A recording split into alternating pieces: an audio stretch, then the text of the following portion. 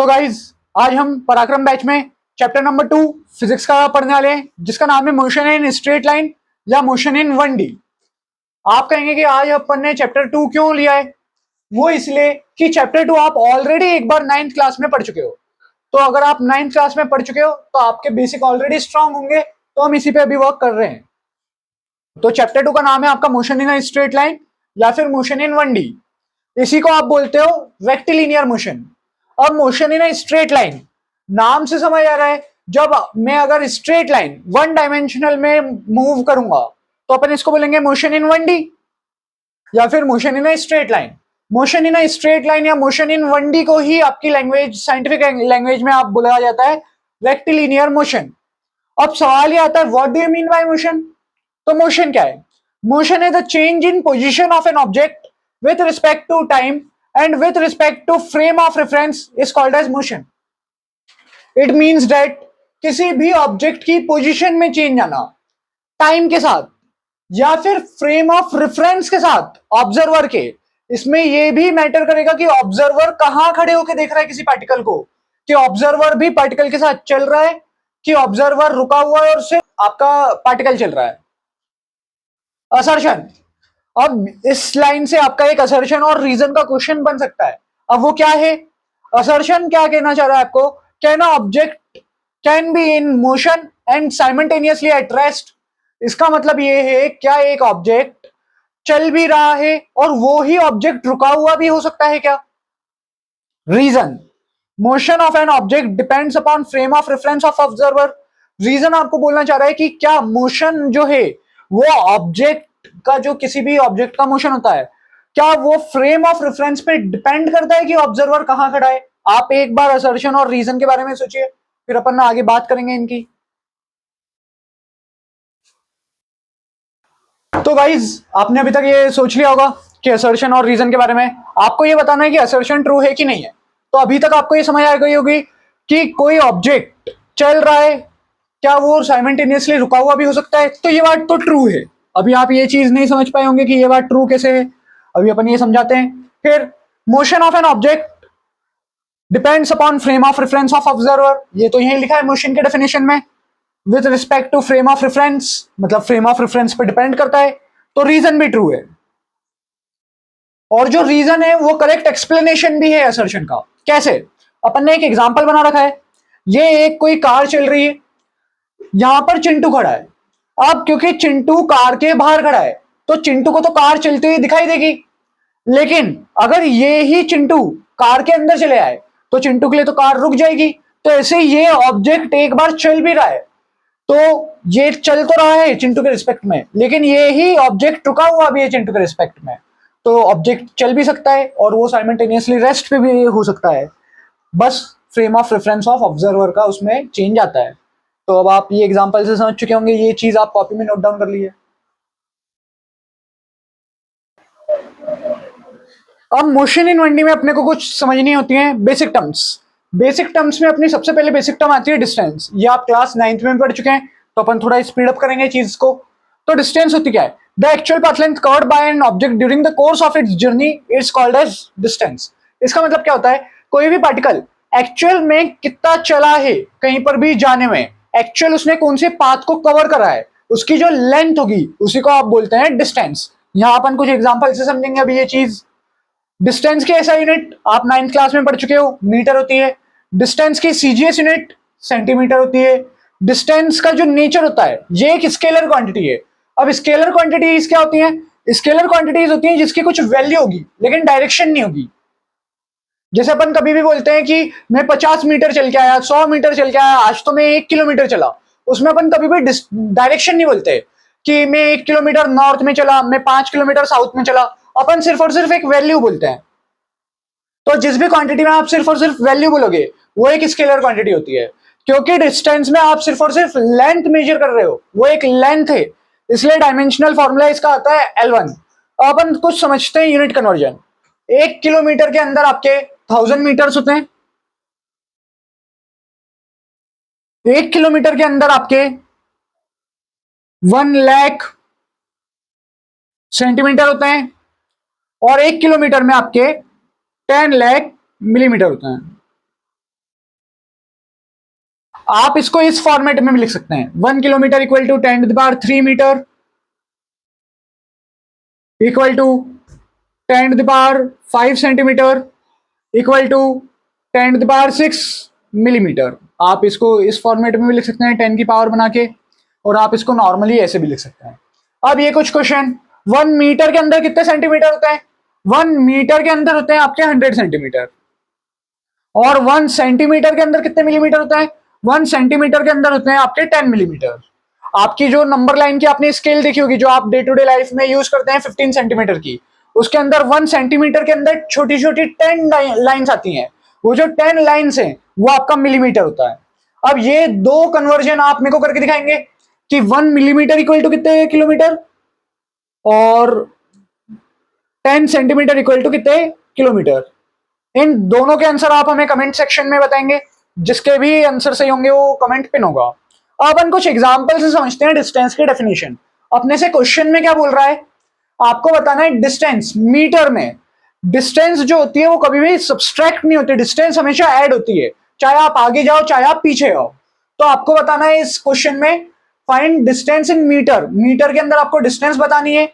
आपका डायग्राम ये दिया हुआ है कि एक पार्टिकल था बबलू, वो ए पॉइंट पे था जो ओरिजिन पे है, फिर वो बी पॉइंट तक है, बी पॉइंट जो है आपका 4। ये जो नंबर स्केल है वो सेंटीमीटर में है। तो आपको बताना है पहला, बबलू जब ए से बी गया तो उसने कितने डिस्टेंस चली होगी। दूसरा, बबलू जब ए से बी गया और बी से फिर ए आया तो उसने कितने डिस्टेंस चली होगी।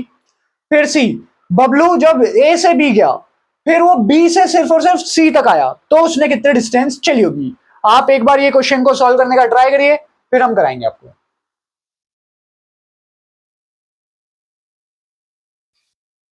आई होप आपने ये वाला क्वेश्चन सॉल्व करा होगा। तो इस वाले क्वेश्चन का आपका आंसर क्या आएगा? पहला वाला, Bablu travels from A to B.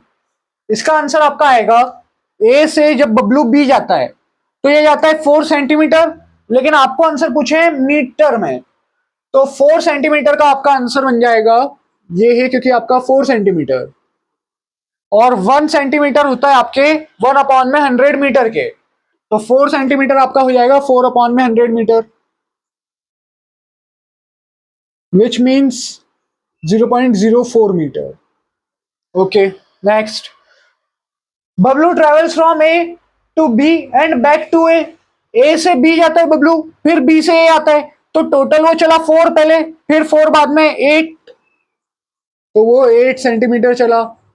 तो इसको भी जब आप मीटर में कन्वर्ट करोगे तो आपका आंसर आएगा 0.08 metre. Next, Bablu travels from A to B and then back up to C. मतलब पहले बबलू ए से बी तक गया, फिर बी से सी तक आया, तो बबलू टोटल कितना चला? 4 तो ऐसे चला वो, और 2 ऐसे चल गया, तो 4 और 2 6, तो सी आएगा आपका 6 सेंटीमीटर। और जब आप इसको मीटर में कन्वर्ट करेंगे तो 0.06 मीटर। आई होप आपके ये तीनों आंसर सही होंगे, एटलीस्ट वैल्यू वाइज तो सही होंगे। आपने यूनिट में भी थोड़ा एरर करा होगा, तो यूनिट का एरर ठीक है, आप यूनिट का एरर सही कर लीजिएगा। वैसे आंसर्स आपके 4, 8, 6 आएंगे, एक बार आप चेक कर लीजिए। अब ये डिस्टेंस की कुछ इंपॉर्टेंट नोट्स हैं, जैसे कि distance can be positive, distance positive हो सकती है। In case of no motion it can be 0, मतलब जब पार्टिकल रेस्ट पे हो, मतलब मोशन नहीं कर रहा हो, तो वो 0 हो सकती है। It can be never negative, distance कभी भी लेकिन नेगेटिव नहीं हो सकती। तो इन सब में से आपको कुछ बताना है कि इन सब में से कौन से डिस्टेंस वर्सेस टाइम के ग्राफ एग्जिस्ट करेंगे, कौन से डिस्टेंस वर्सेस टाइम के ग्राफ एग्जिस्ट नहीं करेंगे। आप एक बार देख लीजिए, नहीं तो फिर अपन डिस्कस करते हैं। इस क्वेश्चन को सॉल्व करने का तरीका ये था कि आपको ये फिगर आउट करना था, जिस भी डिस्टेंस वर्सेस टाइम ग्राफ की स्लोप कभी भी नेगेटिव हो जाएगी, वो कभी भी एग्जिस्ट नहीं करेगा। इसकी स्लोप हमेशा पॉजिटिव है तो ये एग्जिस्ट करता है, इसकी स्लोप भी पॉजिटिव आएगी, भले ही वो ओरिजिन से चालू हो चाहे ना हो, ये भी एग्जिस्ट करेगा। इसकी स्लोप यहां पर नेगेटिव हो गई तो ये एग्जिस्ट नहीं करेगा। नेक्स्ट, इसकी स्लोप भी नेगेटिव आ रही है, ये एग्जिस्ट नहीं करेगा। ये वाला ग्राफ तो क्लियरली देखने को मिल रहा है, distance can never be negative, ये तो नेगेटिव से ही चालू हो रहा है तो ये भी एग्जिस्ट नहीं करेगा। इसमें इस पॉइंट पे तो आपकी स्लोप जो है वो नेगेटिव हो जाएगी, इस पे पॉजिटिव है तो ये भी एग्जिस्ट नहीं करेगा। इसमें एक ही पॉइंट पे दो पोजीशन आ जाएगी पार्टिकल की, t इक्वल टू 2 सेकंड पे पार्टिकल यहां पर भी होगा और यहां पर भी होगा, ये पॉसिबल नहीं है तो ये भी एग्जिस्ट नहीं करेगा। ये वाला, इसकी ना स्लोप नेगेटिव है ना एक टाइम पे दो पोजीशन है पार्टिकल की, तो ये एग्जिस्ट करता है। अब अभी तक जो आपने पढ़ा डिस्टेंस वो आपने पढ़ा लीनियरली। लीनियरली मतलब जब आप बिल्कुल स्ट्रेट लाइन में ही होंगे। अपन पढ़ रहे हैं अगर वो ही पार्टिकल क्लर मोशन कर रहा है, वो ए से बी जा रहा है, बी से सी जा रहा है, सी से डी जा रहा है और फिर डी से वापस से रिटर्न ए आ रहा है, तो पहला अपने को क्या निकालना है, जब पार्टिकल ए से सी गया, ए से सी गया मतलब वो डायमेट्रिकली अपोजिट पॉइंट पे पहुंचा। डायमेट्रिकली अपोजिट पॉइंट में डिस्टेंस जब भी आप निकालोगे या सर्कुलर मोशन में आप जब भी डिस्टेंस निकालते हो तो आप बस ये चेक करते हैं कि लेंथ ऑफ सर्कमफेरेंस उसने कितनी कवर करी। अपने को पता है सर्कल की टोटल सर्कमफेरेंस होती है 2πr, और ये एक सेमी सर्कल कहलाएगा ए से सी तक, तो 2πr/2 तो वो चलेगा πr। ऐसे ही जब पार्टिकल चलेगा ए से बी तक तो सिर्फ और सिर्फ ये एक क्वाड्रेंट चल रहा होगा। एक क्वाड्रेंट मतलब सर्कल का चौथा हिस्सा, सर्कल की टोटल सर्कमफेरेंस होती है 2πr। अब वो एक चौथाई चला, एक चौथाई मतलब 2πr/4, 2πr/4 करेंगे तो आपका आंसर आएगा πr/2। ऐसे ही आप हमको 3 मतलब बी से डी जाने में, बी से सी जाने में, सी से डी जाने में वो कितनी डिस्टेंस चलेगा, इनके आंसर आप हमें कमेंट सेक्शन में बताएंगे। अगर वो ए से डी आता है पार्टिकल, ए से डी डिस्टेंस चलता है मतलब वो इतना पूरा कवर करके ए से डी तक आया है, तो आप बस इतना सा हिस्सा हटा दीजिए, इतना हिस्सा अपना हट जाएगा बस।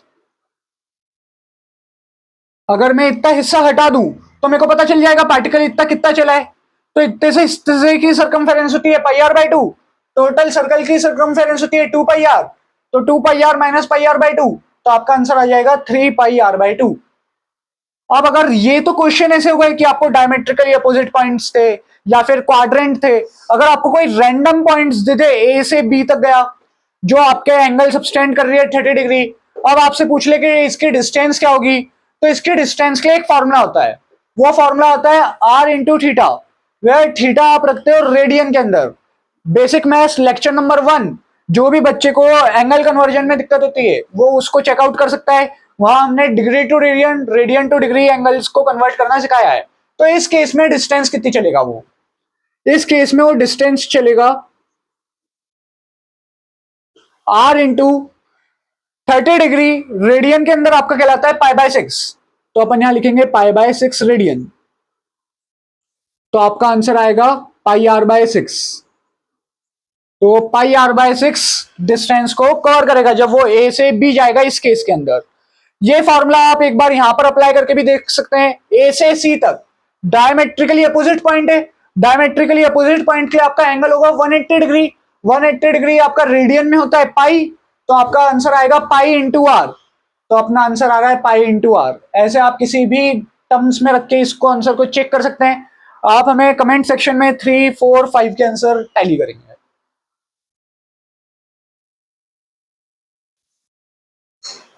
अब next topic motion in 1D के अंदर डिस्प्लेसमेंट।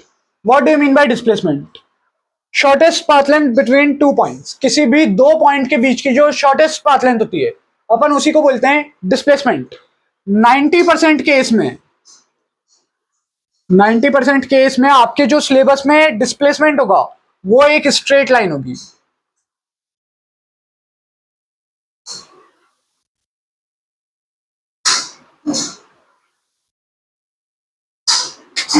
90% आपके सिलेबस में जब भी अपन डिस्प्लेसमेंट की बात करेंगे तो एक स्ट्रेट लाइन ही आएगी। डिस्प्लेसमेंट भी क्योंकि एक पाथ लेंथ है, उसकी ऐसा यूनिट होती है मीटर, सीजीएस यूनिट होती है सेंटीमीटर, नेचर होता है वेक्टर क्वांटिटी। डिस्टेंस और डिस्प्लेसमेंट में बस एक ही डिफरेंस है, डिस्टेंस जो है वो एक स्केलर क्वांटिटी है, जो डिस्प्लेसमेंट है वो एक वेक्टर क्वांटिटी है। वेक्टर क्वांटिटी का मतलब होता है वैल्यू भी होगी प्लस डायरेक्शन भी होगी, प्लस वो वेक्टर अलजेब्रा को भी फॉलो कर रहा होगा। एक यूनिट कन्वर्जन इसमें भी अपन ने आपको कुछ क्वेश्चन देने की ट्राई करी है। 0.1 मिलीमीटर टू इक्वल टू कितने मीटर और 10⁻⁻2 kilometre equal to how many millimetre.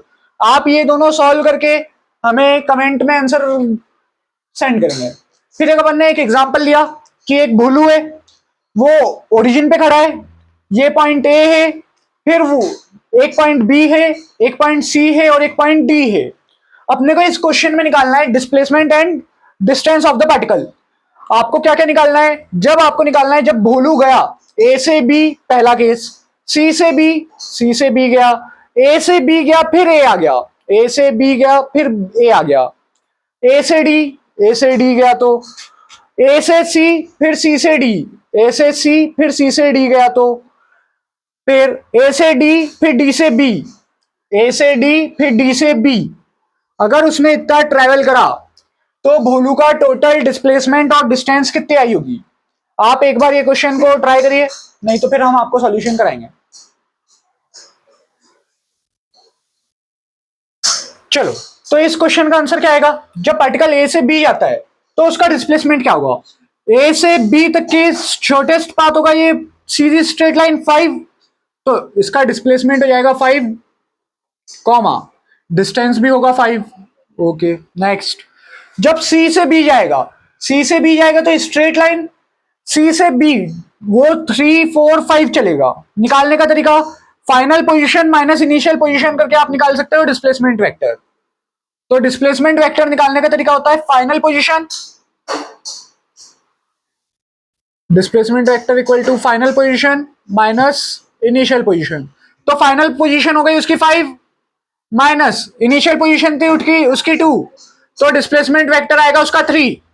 तो इसका आंसर आएगा आपका 3,3। डिस्टेंस भी वो 3 चला। अब जब वो ए से बी गया और बी से वापस ए आ गया, मतलब ए से बी गया, बी से वापस ए आ गया, तो उसकी शॉर्टेस्ट पाथ लेंथ कितनी होगी? किसी भी पॉइंट पे अगर मैं खड़ा हूं तो उसी पॉइंट पे वापस आने की कोई शॉर्टेस्ट पाथ लेंथ हो ही नहीं सकती, तो इसका डिस्प्लेसमेंट होगा 0,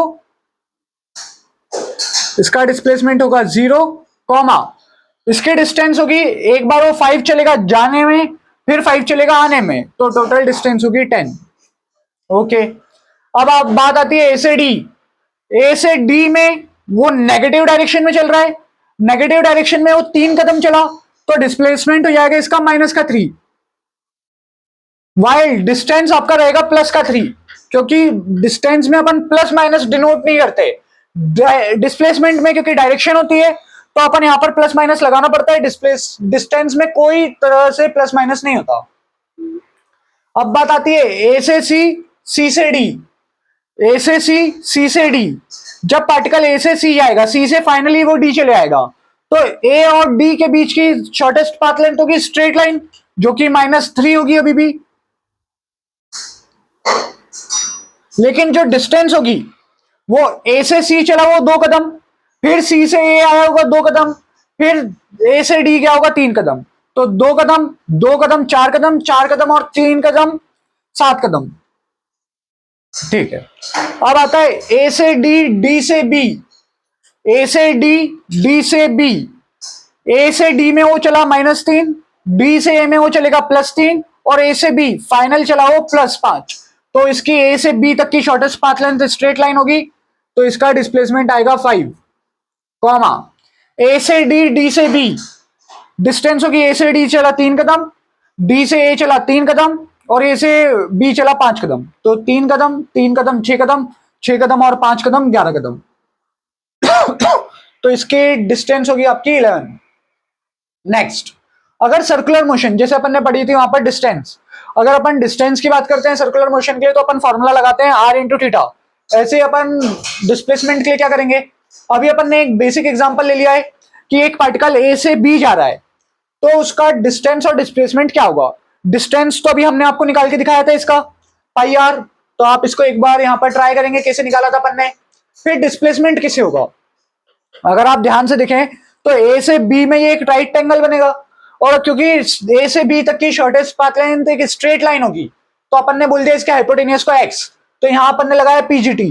पीजीटी बोलता है hypotenuse square equal to perpendicular square plus base square, तो यहाँ अपन ने लिखा x square equal to r square plus r square, तो x square equal to 2r square. जो अपन यहाँ से स्क्वायर हटाएंगे स्क्वायर रूट लगाएंगे तो होगा x equal to √2 into r, तो डिस्प्लेसमेंट हो जाएगा इस पार्टिकल का ए से बी जाने में √2 इंटू r। अब अगर आपके आगे कोई ऐसा क्वेश्चन आ जाए जिसमें कोई परफेक्ट आप ज्योमेट्री देख नहीं पा रहे हैं, तो कुछ इसका ऐसा कुछ एग्जांपल है, ए से बी जाना है पार्टिकल को, वो एंगल क्रिएट कर रहा है 60 डिग्री का, तो इसकी डिस्टेंस तो आप आर थीटा से हमको निकाल के आंसर कमेंट में राइट करेंगे। और डिस्प्लेसमेंट का फॉर्मूला होता है 2r sin थीटा बाई 2, जहां पर आप थीटा रखेंगे डिग्री में, तो जब अपन यहाँ पर थीटा की वैल्यू रख देंगे 60 डिग्री, तो यहाँ आएगा 2r sin 60 डिवाइड बाई 2, तो ये आ जाएगा आपका 2r sin 30 degree. sin 30 degree की वैल्यू होती है 1/2, तो आपका इसका टोटल आंसर आ जाएगा डिस्प्लेसमेंट पार्टिकल ने करा r।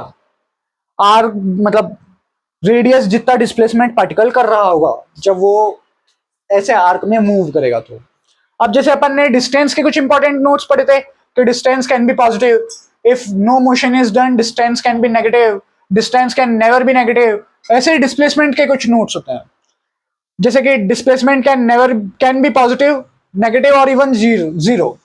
जो डिस्प्लेसमेंट होता है वो पॉजिटिव हो सकता है, नेगेटिव हो सकता है। पॉजिटिव का एग्जांपल ये रहा, नेगेटिव हो सकता है, नेगेटिव के एग्जांपल्स, इवन जीरो भी हो सकता है, जीरो का एग्जांपल। तो displacement can be positive, negative, even zero. और हमेशा अपन याद रखेंगे जो आपका मॉड ऑफ डिस्प्लेसमेंट होगा, मतलब डिस्प्लेसमेंट की वैल्यू डायरेक्शन वाइज नहीं, सिर्फ वैल्यू वाइज डिस्प्लेसमेंट की जो वैल्यू होगी वो हमेशा या तो डिस्टेंस से कम होगी या तो डिस्टेंस के इक्वल होगी।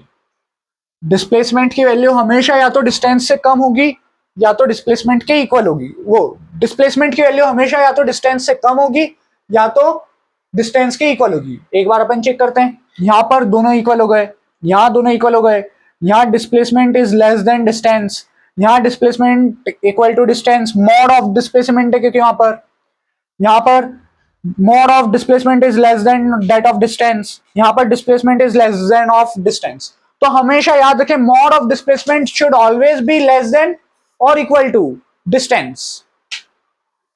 अब आता है अपना ग्राफिकल एनालिसिस, जो अपन ने ग्राफ्स वहां पर पढ़े थे आपके डिस्टेंस के, वैसे ही कुछ ग्राफ्स यहां पर भी होते हैं। अब यहां पर बस एक बात है, जैसे डिस्टेंस टाइम ग्राफ की कर्व कभी भी स्लोप नेगेटिव नहीं दे सकता, जहां पर डिस्प्लेसमेंट में ये चीज पॉसिबल है कि आपके कर्व की स्लोप नेगेटिव आए। अब आप एक बार ये वाले क्वेश्चंस को ट्राई करिए, नहीं तो फिर हम कराएंगे।